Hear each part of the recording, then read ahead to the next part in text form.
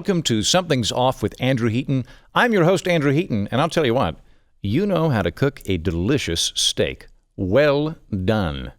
And we're doing today Thinky Fun Time, where I bring on an author, an expert, a mentat, sometimes all three, to discuss some issue of substance, and we will do that here in a moment with a very intelligent and well-respected author. But before we do, we still have to pay those bills, and that means a word from our sponsor. Something's Off with Andrew Heaton is brought to you by razor-tipped wind turbines from Skyblades. You're a young socialite in an Alfred Hitchcock film, and you've just met the cutest defense attorney in a San Francisco pet shop. His name is Mitch, and he wants to buy a pair of lovebirds for his sister's 11th birthday. Everybody loves birds, right? They're beautiful, harmless creatures. Who knows? Maybe this time Alfred Hitchcock is making a rom-com. You decide to drive out and visit Mitch at his home in Bodega Bay. It's a beautiful, temperate summer, and everything's going just swell. But on your way back, from his house in your boat, you get attacked by a seagull. It's weird that a seagull would attack you. They're usually not very threatening. It's doubly odd that a seagull would attack you with a hammer. Where did it get the hammer? How did it learn to use it? Whatever the case, Mitch is a gentleman, and he patches up your abrasion and invites you to dinner with his mom, played by Jessica Tandy, and his younger sister, Kathy, portrayed by Veronica Cartwright. Also, for some reason, Mitch's ex-lover, Annie, is hanging around. That's fine, though, because it's 1963. So you can't stay with Mitch at his house because you're unwed, and if anyone finds out, you'll be socially ostracized and then hanged as a harlot. So you make the appropriate choice of staying the night with his ex-girlfriend, Annie, instead. And as you're going to sleep at her house, you hear a terrifying sound. It's the sound of a seagull flying into the front door. And it's carrying a hammer. The next day, you go to Kathy's birthday party, and even more seagulls attack. Fortunately, it's a shotgun-themed birthday party, so all of the guests have prepared to blast piñatas apart with sidearms. They're able to make short shrift of those homicidal seagulls, but still, something odd is going on. That night, as you try to fall asleep, you hear sounds emanating from the chimney, almost like the sounds of birds trying to force their way through so they can get into the house and peck you to death. When you creep into the living room to investigate, you see a truly terrifying sight. Coming out of that chimney is an ostrich. A huge, terrifying ostrich. And it's got a hammer. Mitch makes short work of it with a machete, but you have to wonder, what would have happened if he hadn't coincidentally been awake and stalking the house? What if instead of one ostrich, it had been several dozen sparrows? Also, why did Mitch have a machete handy at midnight? Curious. But it gets worse. Mitch's mom, Lydia, decides to investigate this whole deranged bird thing. She leaves her farm, which I forgot to mention she lives on, and visits a neighbor. But when they find him, he's dead. His eyes have been pecked out. There aren't any birds around, but you do notice a lot of seagull poop and a hammer. Suspicious. Terrified, you drive away, and as you do, you see a flock of crows attacking school children at a jungle gym. But it's not crow attack season. You drive past a flock of geese who are clearly drunk and playing with switchblades. And then you see a raven, and he's got matches. Has the whole world gone mad? Why are all these birds deranged? You go to lunch with Mitch and strike up a conversation with the other dining patrons. Everyone has a story of a bird attacking them. 2 tables down, a man chortles. I'm an ornithologist, he says, and I can assure you that birds lack the intelligence to mount a coordinated attack on humans. You're all just paranoid. Oh, says Mitch. He reaches over and grabs the man's face. It's a mask! It's Big Bird from Sesame Street. Big Bird lets loose a hellish, avian laugh and flips the table over. He pulls out a sledgehammer and swings it with all of his unworldly yellow strength, splitting Mitch's skull open like an overripe watermelon. You run, screaming, out of the restaurant and hide in a glass phone booth. Geese and seagulls fly into it, shattering the glass. Big Bird staggers out of the restaurant, and now he's got a chainsaw. Very angry. You run into the cornfield, panting and terrified. Behind you, you can hear Big Bird laughing maniacally and revving up that chainsaw. And that's when you see Cary Grant. Miss, you need to help me out, he says. I have to hide. There's been a case of mistaken identity. I'm an innocent man, you see, but a mysterious agent are trying to stop me from smuggling microfilm of government secrets to a location north by northwest of here. And that's when you look up and see a crop duster bearing down on you from the field. "Get down!" Cary Grant yells, pushing you over. The both of you take off running, but you hazard a glance back. Piloting that plane? It's a man in a chicken costume, and he's waving a hammer. Cary Grant grabs you by the shoulders and shakes you. "Quick! Quick! We have to make it to a wind turbine. Wind turbines are the only natural predators of birds." "We can't," you say. "We live in Northern California. We have solar panels here." Guess you should have got a razor-tipped wind turbine when you had the chance.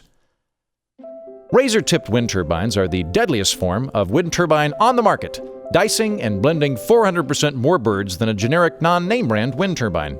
If you want a reliable source of alternate energy, which also purees geese and seagulls into harmless, feathery drizzle, get yourself a razor-tipped wind turbine.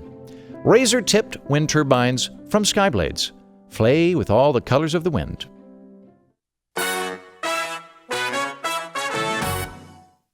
My guest today is Theodore Dalrymple. He is the author of Life at the Bottom, the Worldview that Makes the Underclass. We're going to be discussing that, but he's also written in a variety of different publications, a spectator, a fellow at a variety of think tanks. He's a smart guy. And I read this book a few years ago, and it was kind of an eye-opener for me because I had really only been exposed to one previous view of what causes poverty and what sustains poverty, and became aware that there were, in fact, other views which were equally couched in sympathy and in goodwill. And I think he's a very eloquent spokesman of one. So I'm pleased to have him on. Mr. Dalrymple, thank you for joining us. Oh, well, thank you for asking me. So first of all, can you kind of give us a background on yourself? I know you primarily as a writer and a thinker, but your professional career started as I believe, a slum doctor and a prison doctor in England. Yes, that's what I was until my retirement quite early, actually, at the age of 55. But I'd also been, I traveled quite a lot, and I'd been a doctor in other places, in Africa and in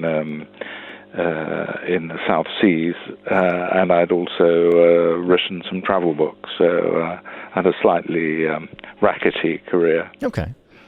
So noting that the book that we're talking about today is primarily concerned with this mindset that perpetuates poverty, can you kind of map for me the different views on what causes and sustain poverty, and then let us know where you sit within that framework?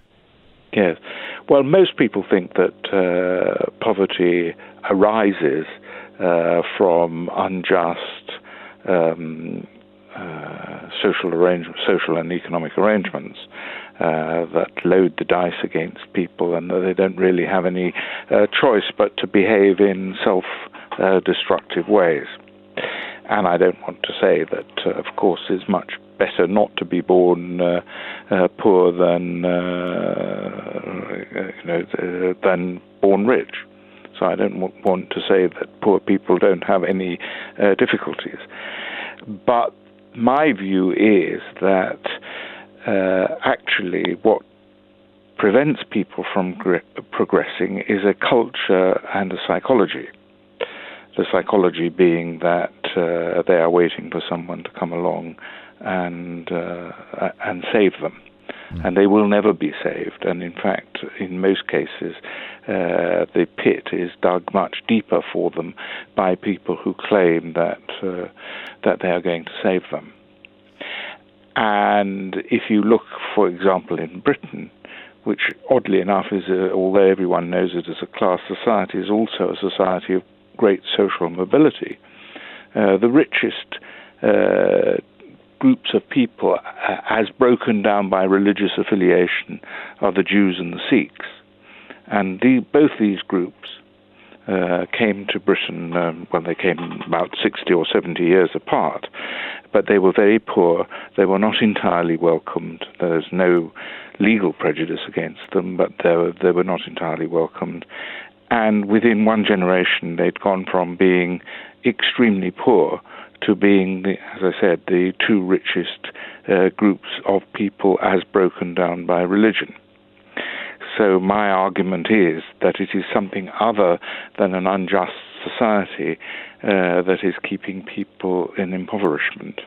There's a thinker over at Brookings that I've read a couple of times. His name escapes me. I think it's Ron Haskins.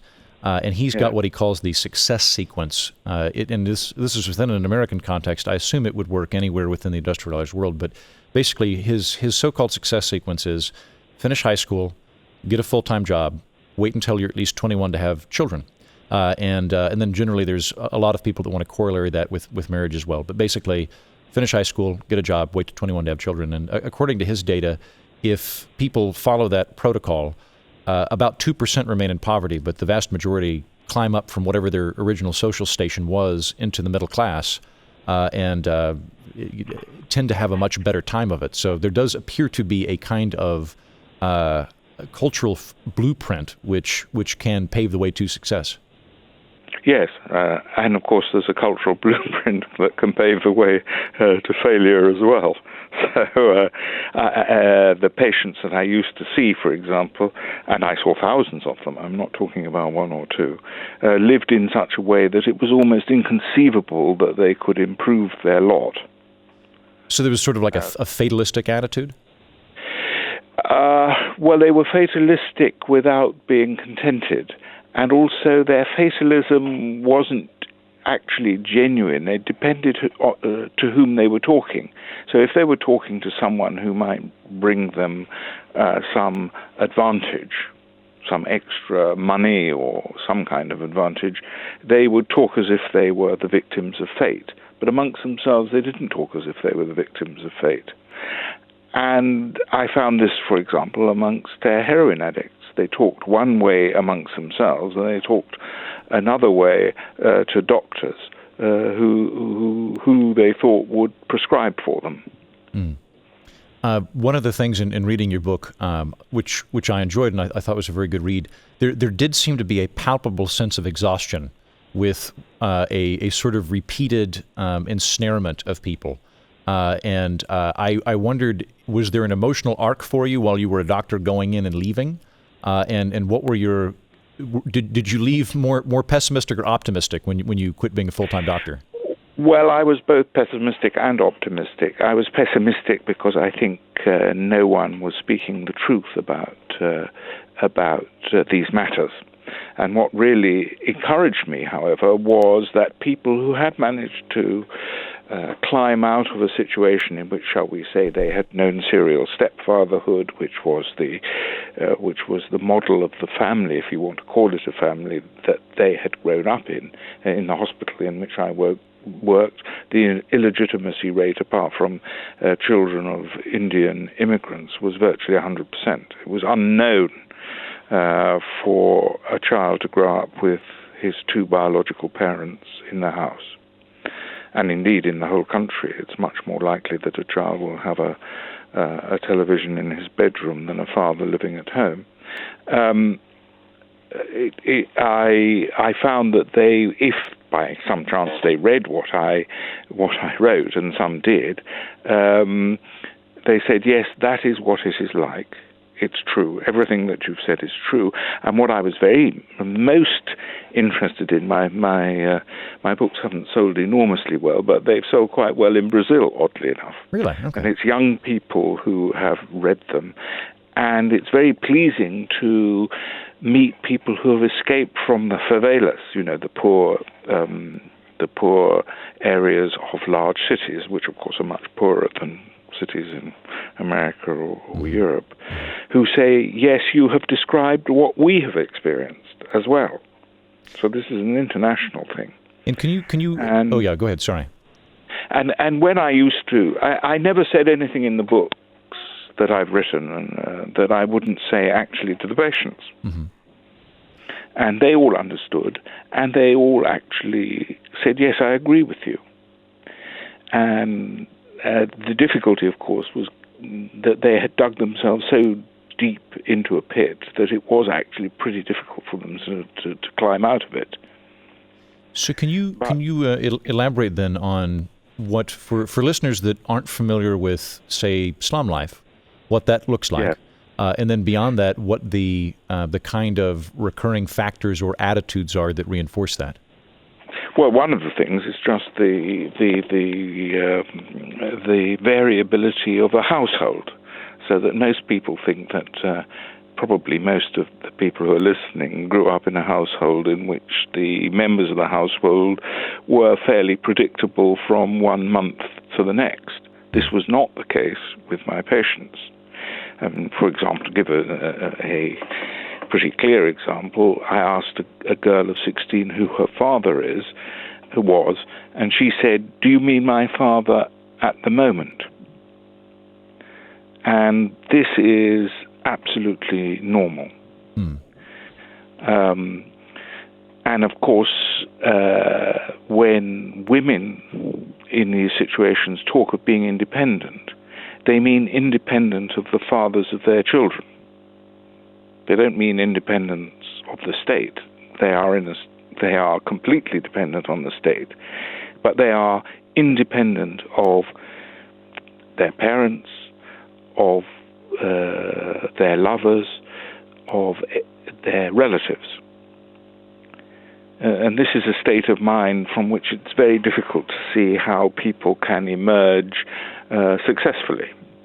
One of the things that is, I think, a more gruesome element in your book is the sheer amount of violence, and I hadn't really thought about that. When I come from a pretty solid middle class background in the middle of the country, and didn't really grow up. I did not. I'll make an affirmative statement. I did not grow up with violence, so I don't really think of that. When I think of poverty, I think of opportunity and sort of fear of not being able to put food on the table and that kind of thing. I don't really think about the violent element of it, but that appears to be a dominant feature for a lot of people.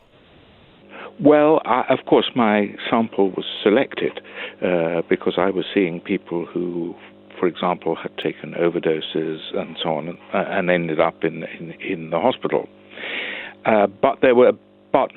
Although my sample was a selected one, it was not a small sample.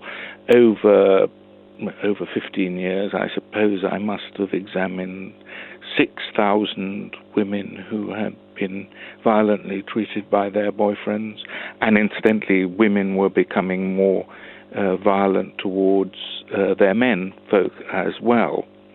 And I don't mean just, as they say, just a slap. I'm talking about really serious violence.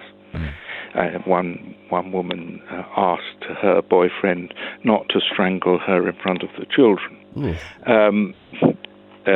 which has its comic side, but it tells you a lot about how they're living. Incidentally, I saw maybe 10 to 15,000 people who had tried to kill themselves, or at least made a suicidal gesture, and each one of them told me about the lives of five people around them. So I heard about the lives of maybe 60, 70,000 people in my career in this hospital. So it is a selection size, but a very broad one.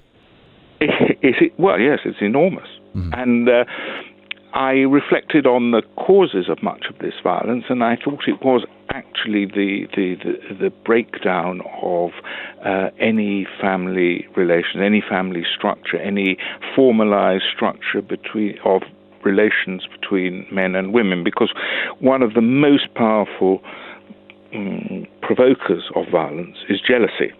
Mm-hmm. And in most cases, there was jealousy. Now, why did that jealousy arise? Why was it so severe? It was, I thought, because nothing could be assumed about the relations that men and women had. When a man, for example, became the new girlfriend of a woman who had 3 children by 3 different men, he, of course, concluded something about the nature of the relationships of the woman. And he himself was a sexual predator. But at the same time, as being a sexual predator, he wanted exclusive sexual possession of someone else. That desire had not disappeared at all. Mm-hmm. But there was no structure to it. So the way of enforcing loyalty was violence.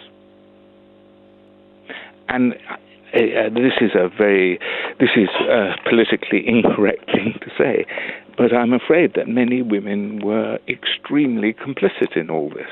Because if I asked the women, I mean, for one thing, the way they chose their men was such that they couldn't really avoid this violence, and they didn't even try to. And I used to say, well, how long would it take me to know that your boyfriend is a very bad man? And they would say, well, you would know as he came through the door. And I would say, well, if you know that I would know that he was very bad, you know what it is that I would know, and therefore you knew. And nevertheless, you went with this man almost at the drop of a hat.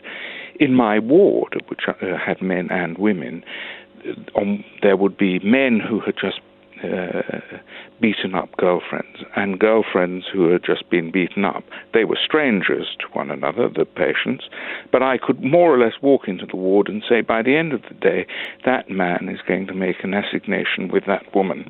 And I was right, not 100% of the time, but quite often.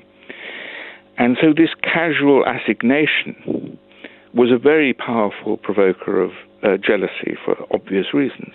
And as I said, jealousy provokes violence. I have no psychological training whatsoever, so this is just rank speculation on my part. But in terms of repeated unhealthy relationships, do you think it's because for men and women both, the range of partners that they'd have observed had been unhealthy, and so they don't have another relationship to contrast it with? Or is it learned helplessness? Or what do you think is likely to keep people in such bad recurring situations? Well, one of the things actually is boredom. This is an underestimated factor in human existence. If those people who were more or less at the bottom of the socio-economic scale lived lives of normal, what would once have been called respectability, they would have been faced with extreme boredom. And unfortunately, their minds had been filled. No matter how poor a household it was, it had huge television screens, more or less the size of cinema screens. And these were on all the time, showing extremely violent and fast-moving pictures all the time. I mean, if I went I used to do domiciliary visits. I used to go to people's homes. If I said, could you turn the television off? That they took that to mean turning the sound down. They never turned it off. I had to turn it off. I suppose Netflix... And so anyway, a life, a respectable life on a very small income is very boring by comparison with the imagined life that they had as a result of watching all this terrible television. So a violent man actually produced some interest in their lives. Violence was something that gave their life some spice. And of course it was unpleasant, but it was preferable to boredom. So there's literally like a drama-seeking element to some of these situations. Oh, yes. Yeah. Well, that was the conclusion that I came to. And I had many patients who had actually had a decent man from time to time as a boyfriend, and he was usually the one who was got rid of the quickest. I do not beat women, and I am sometimes charged with being emotionally distant. So I feel like this exonerates me entirely. Well, I hope it does. Thank you. To back up a little bit, to get away from the violence, more to the kind of the structural elements of this. One of the recurring elements in the book is the idea of sort of a lack of family stable structure, and that's. I'm not a social conservative. I don't tend to be morally priggish. However, when I look at the data, it is interesting to look at. I mean, kind of going back to the Ron Haskins formula, there is a corollary between marriage and economic prosperity. Now, it's possible that I'm getting the order reversed. It could be that people that are doing well get married rather than the other way around. But there is a very, very strong correlation to it. And it's interesting kind of looking at the the advice that society oftentimes gives here in the United States, there is a sort of relentless idea that you need to go to college. Everybody needs to go to college. That's beneficial. It's how you get up in the world. It's how you make your way. But I think that the next biggest factor in terms of wealth accumulation over a lifetime is being married. And so it would stand to reason that even if you're a very secular person that doesn't have any religious agenda, that the institution of marriage and families tend to be a very positive force for children and for spouses. Yes, but there has been a relentless propaganda campaign against marriage for more than 100 years. And if, for example, you read Ibsen, you'll see that he castigates marriage. And of course, it is true that marriages that are bad are a form of hell if you can't get out of them. There's no question of that. Mm-hmm. And so what was seen was these hellish, loveless marriages from which people could not escape, from which they concluded that marriage was a kind of slavery. And they didn't see that actually there is no form of association between men and women that is free of its problems, because life is full of problems. They don't understand a tragic dimension of life, or that there is such a thing. And so they thought, and this came in the 1950s and 1960s, that relations should be based mainly or entirely on the feelings of the moment. And we hear people saying, I need my space. And therefore you just break up a relationship as and when you find it in some way unpleasant. And if you can break up relations in that way, and increasingly we've been able to, then relationships break up very quickly. So you need some kind of balance between people not being stuck in a terrible marriage or relationship without any possibility of escape, but on the other hand, you need some kind of structure. And this is something which I don't think many intellectuals have been willing to accept. Even though there's oftentimes a corollary, like it's when you look at the rates in America, I don't know how it is in the United Kingdom, but generally speaking, the upper middle class tends to marry. It doesn't tend to be, and by the way, there are exceptions to this. There's some wonderful single mothers. There's some wonderful single dads. Yes. I'm by no means castigating people they're in a non-traditional marriage. I'm not married, but a lot of the more intellectually elite who might be in the kind of 60s marriage is an outdated institution type camp are oftentimes married, and so there does tend to be this quiet cozying up to an institution that works very well on a class level, while at the same time purporting that its benefits are bad on a vocal level. Yes, really, they're like Marie Antoinette playing shepherdess, but going back in the evening to being Queen of France. So that they're not serious. Unfortunately, what has happened is that every possible social reform has weakened the institution of marriage for those people who need it most. And I'm going to infer from that say if you are a PhD student or a doctor or an attorney or whatever that is, that perhaps marriage is not as pivotal for you in terms of your socioeconomic development. However, if you're at the bottom and you're trying to work your way up, it's in fact it's disproportionately more important. Yes. Okay. Yes, yeah. Exactly. And unfortunately, there has been a complete inverse development in our society. So, as you rightly pointed out, people of higher social class tend to be more respectable in the sense that our grandparents would have thought of respectability. Mm-hmm. One of the things in the book that you return to a couple of times, and I'd like you to flesh that out, is that you make the distinction that the British underclass, and I suppose this is not the same thing as the working class, or I'm not sure whether it's a synonym or whether there's like a socioeconomic category below working class, but in any event, the underclass that we're predominantly concerned with is Britain gone from a class to a caste. And I wonder if you could talk about that and what you mean by that sort of immutable nature. I think, there is some data that contradicts what I think, but I think that it has become more difficult for people who are born very poor to rise than it was, say, 50 or even 100 years ago, for a number of reasons, mainly which are mainly connected with culture.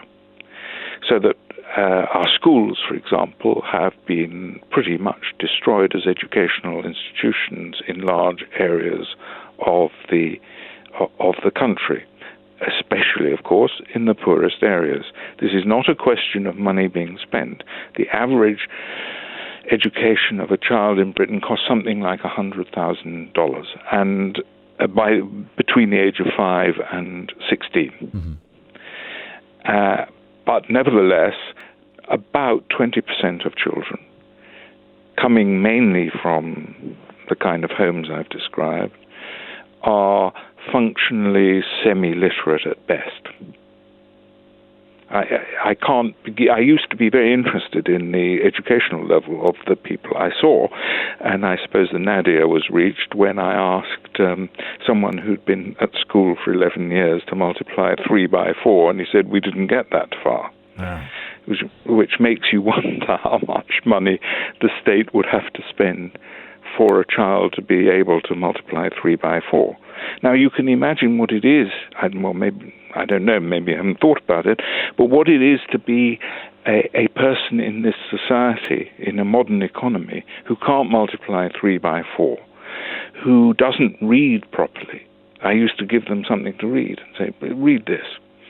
And they would go through it. And if there was a word of 3 syllables or 4 syllables, they would point to it and say, I don't know that one, as if English were written ideographically rather than alphabetically. And at the end, or if they struggled through a sentence, I said, what did it mean?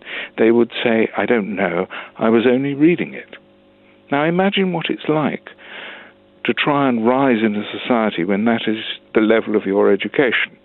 We can argue about why the level of education is so low, but I think it's been conclusively shown that all children can actually be taught to read and write adequately. Of course, it's much better if parents are enthusiastic about education, which is why, for example, Sikhs arriving very poor have become very rich, partly because their parents were prepared.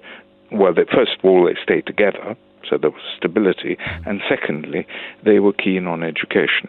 So even if they went to bad schools, they did much better than... And I would say that education and esteeming education is a hallmark of the Jewish community here in the United States. Yes, of course, yeah. And other communities, Chinese and so on. So there is a kind of multiple disadvantage that very poor people in our society suffer, but they are not directly financial. You can't say that it's just raw poverty such as you would see in Chad or the Central African Republic. So again, it does have a very strong cultural element to it.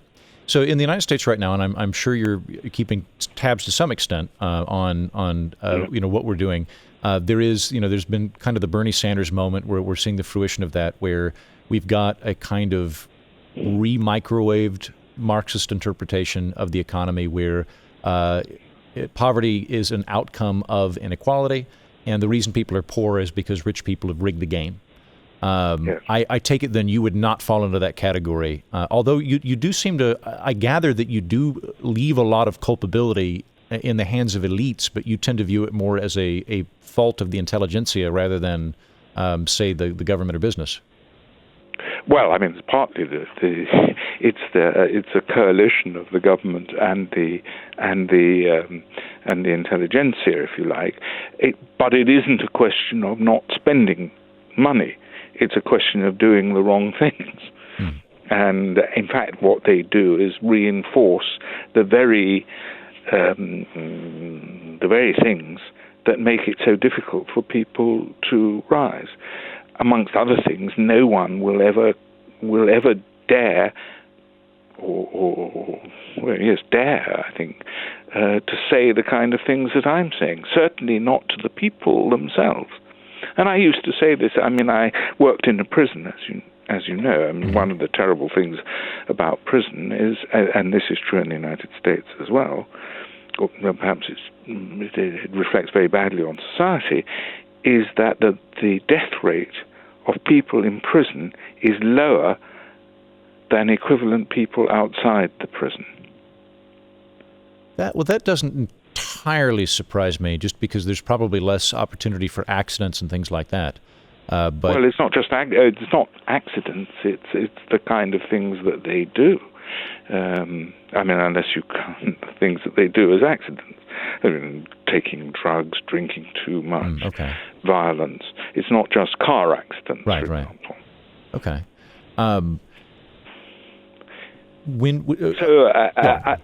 Let me give you a kind of example of the things that I would say, which may sound a little cruel, but I remember a burglar who had been repeatedly imprisoned for burglary. Mm-hmm. And he came to me and he said, "Do you think my burglary, the fact that I burgle, has anything to do with my childhood?"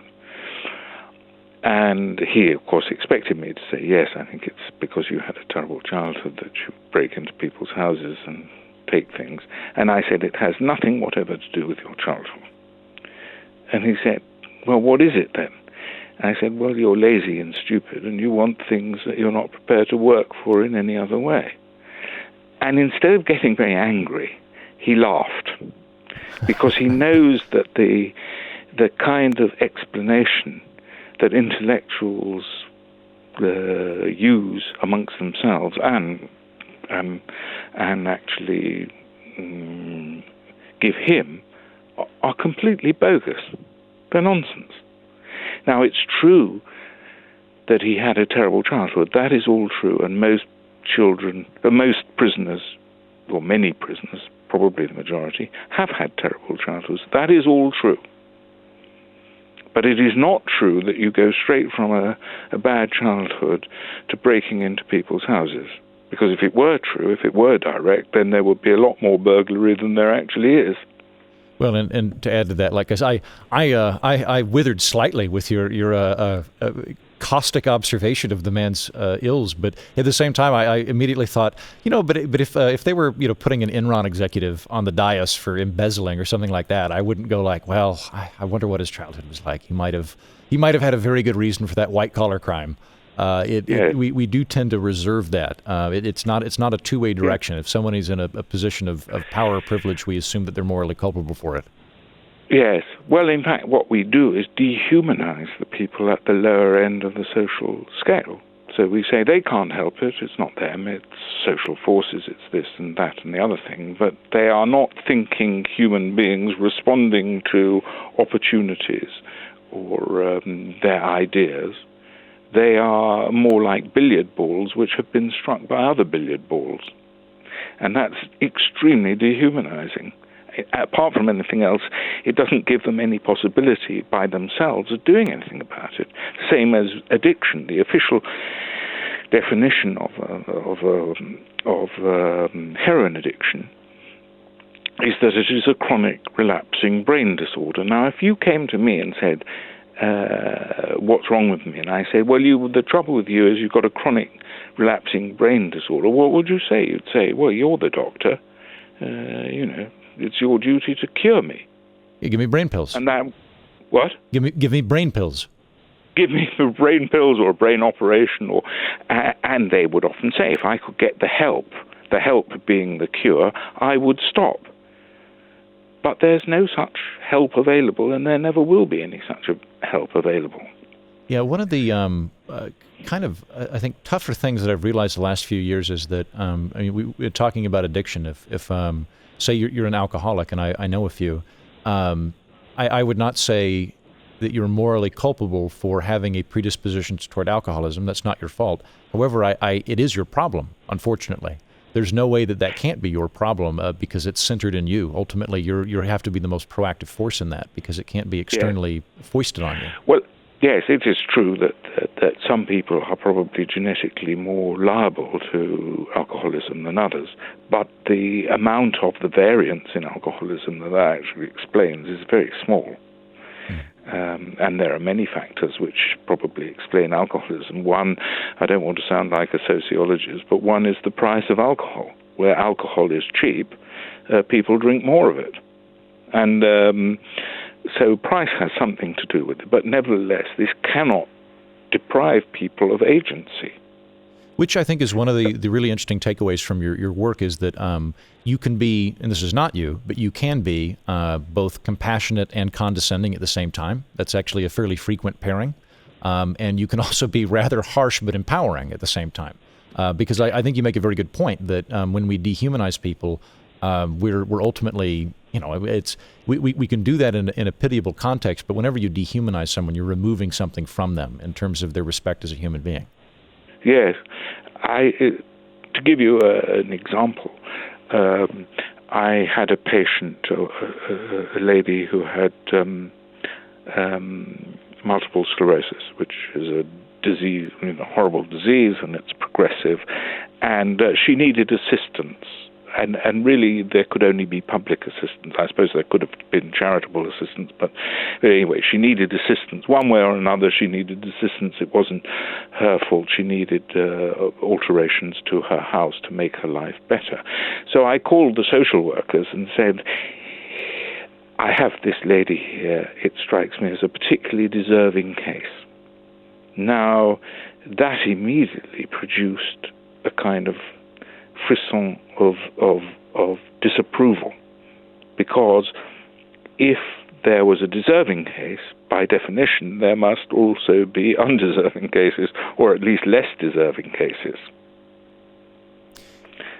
And therefore, if you can't have a deserving case, if you can't say of a lady who has multiple sclerosis, she is not particularly deserving of assistance, how can you feel any compassion?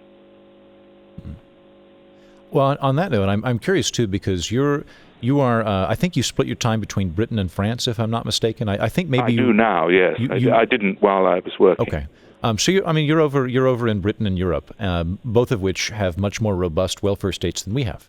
I'm curious as to what you see the role of the welfare state as doing. Do you view it as a very good social safety net to have? Do you view it as enabling learned helplessness? Like, how do you interpret that?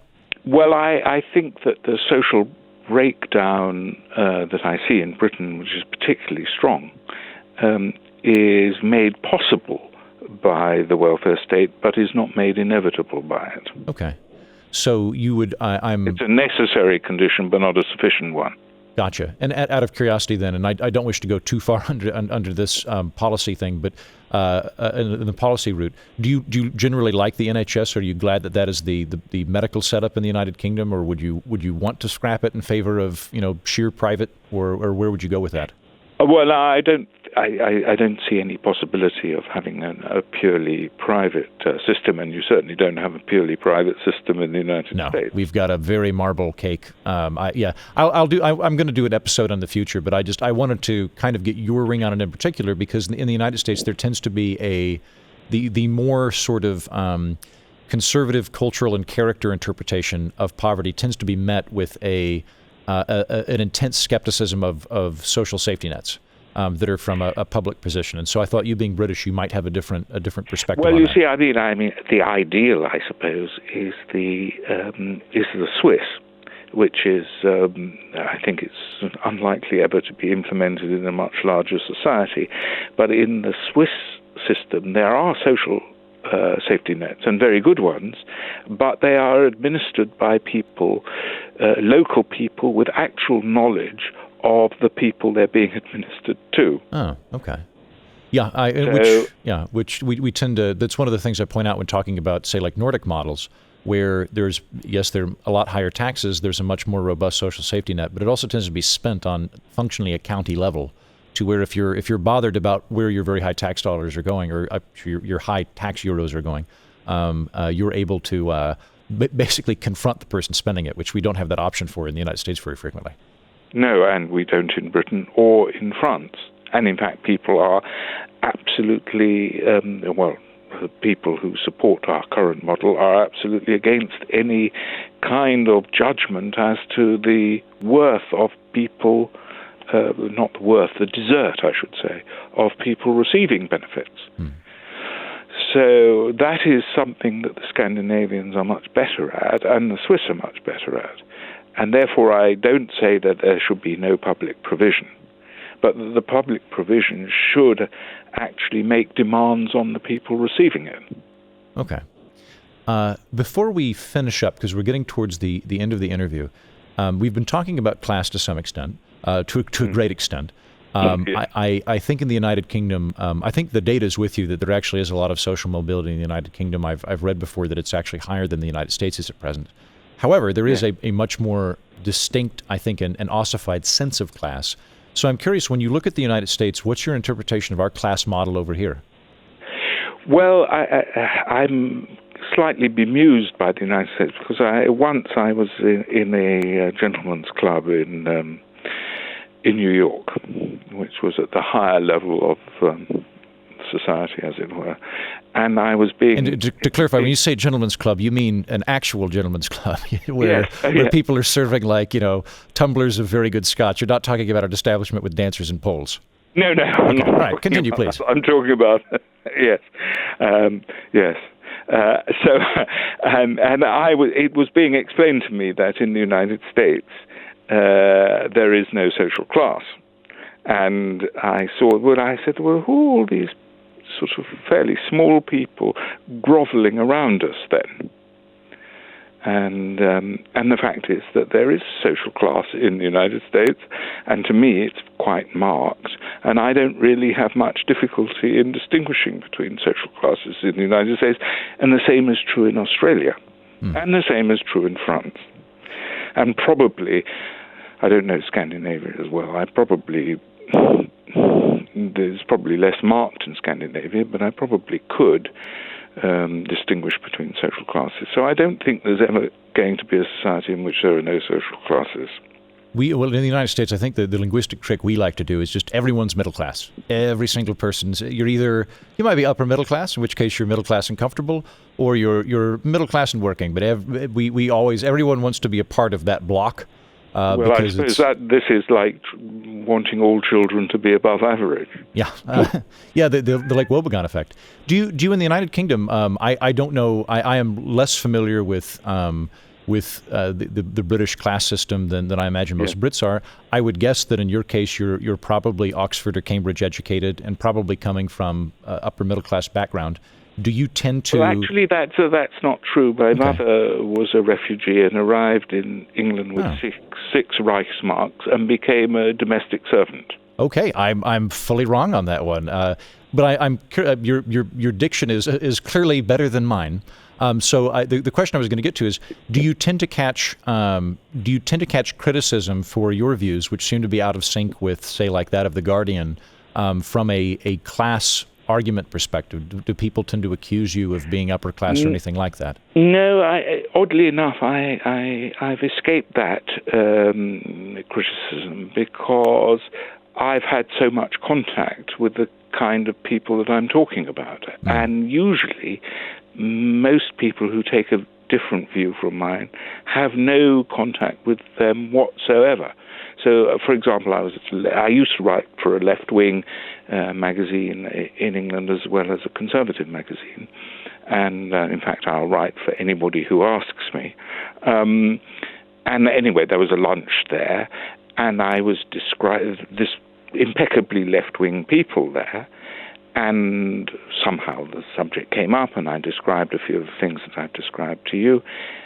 And one chap leaned across the table and said, "You know funny people," as if I had somehow found very peculiar people in a zoological garden.